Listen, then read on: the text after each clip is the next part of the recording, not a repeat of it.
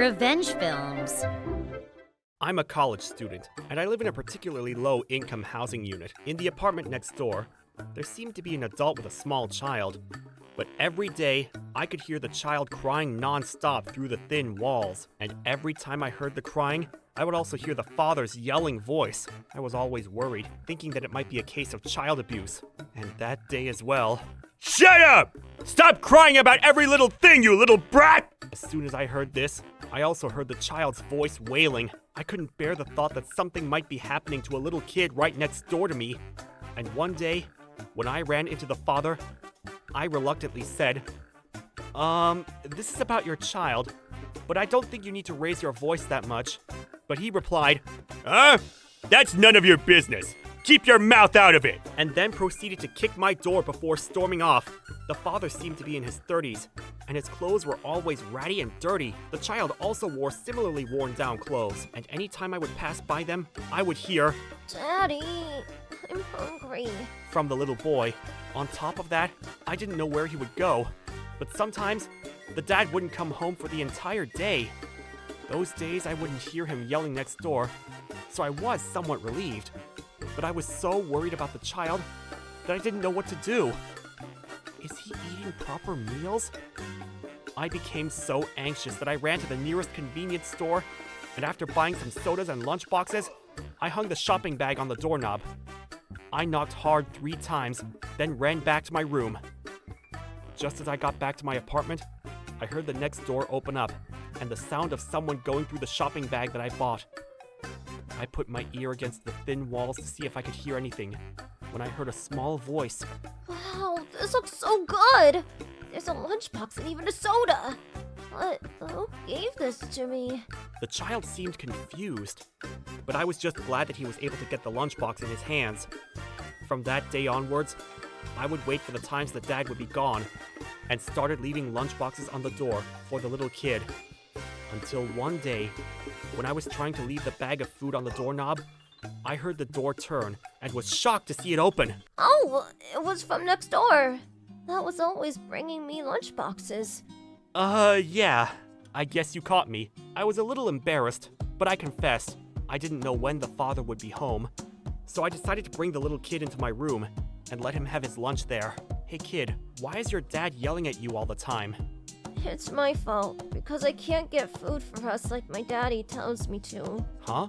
Where are you getting it from? The convenience store or the supermarket. But how? I just go and take it, but I know that it's wrong to do things like that, and I can never do it. That's where my daddy gets mad. That's obviously your dad's own fault! If anything, you're a good kid. You're still young, but you know that stealing is a bad thing. Yeah, but if I can't bring back anything, my daddy hits me. And then, as a punishment, he doesn't give me food either. Are you serious? But that's wrong.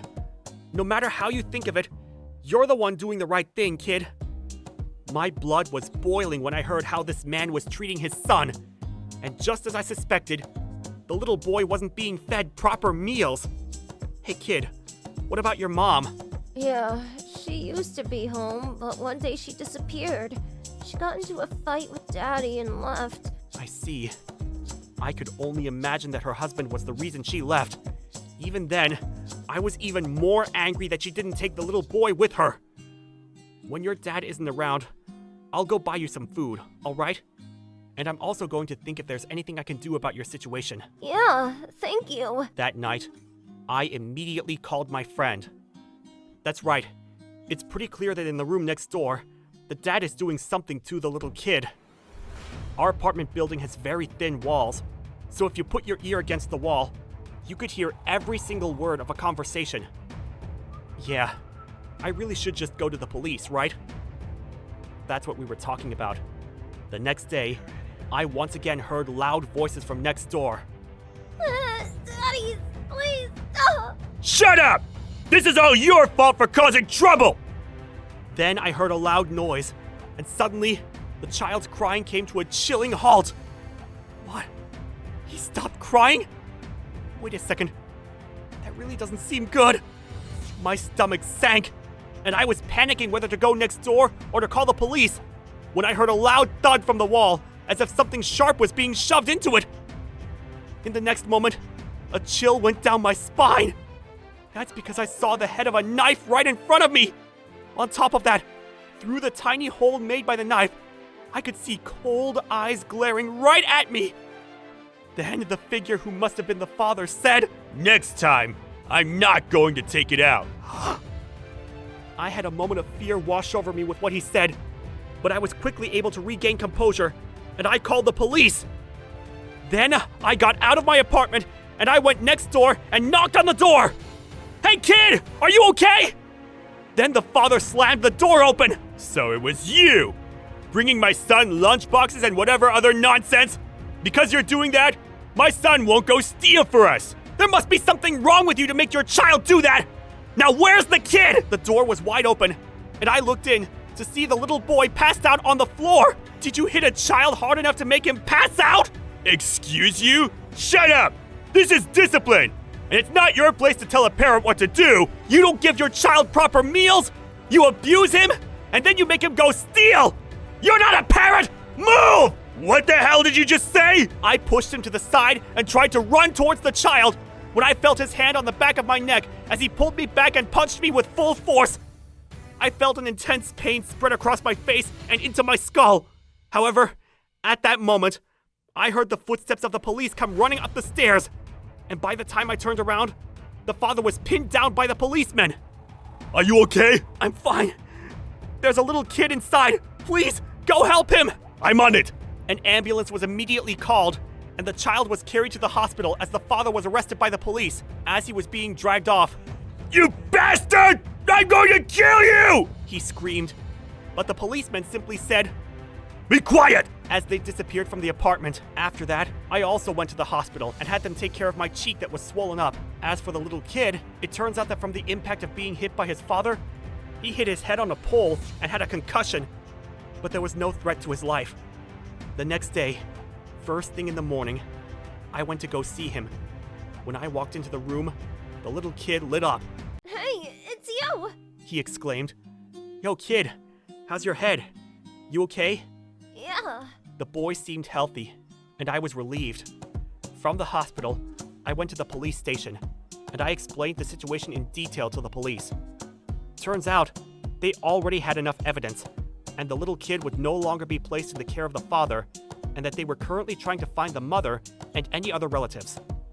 That father was trying to force his child to commit a crime, wasn't feeding him proper meals, and in the end, hitting him so hard that he would cause a concussion.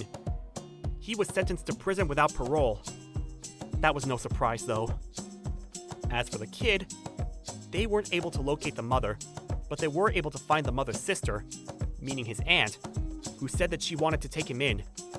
His aunt's household was a rare and large family, which already had 8 children. One more child won't change anything.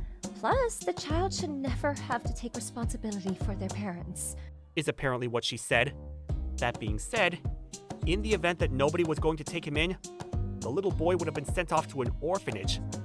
That's why I was glad that things ended up this way. When she came to the city to pick up her nephew, the aunt and the little boy came knocking on my door. I heard you took really good care of him. Thank you. Thank you very much. She handed me a white envelope with a stack of cash in it. Oh no, that wasn't the reason why I was helping him. He has told me all about you and everything you did for him. That the lunchboxes and sandwiches you left for him was the best food he ever had. Thanks to your kindness, this little boy's body and soul were saved. So please, accept this. I was a little embarrassed, but I graciously accepted it. Just in case, we exchanged contact information before we parted ways. A few months later, I got an email from that aunt.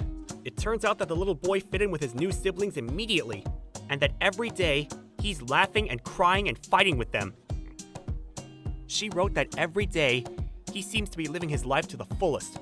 At the bottom, she wrote, "Thank you," and attached a photo of the entire big family posing together.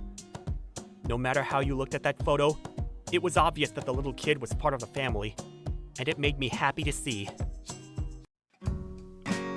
How was today's video? If you enjoyed it, please subscribe, like, and leave a comment. Stay tuned for more.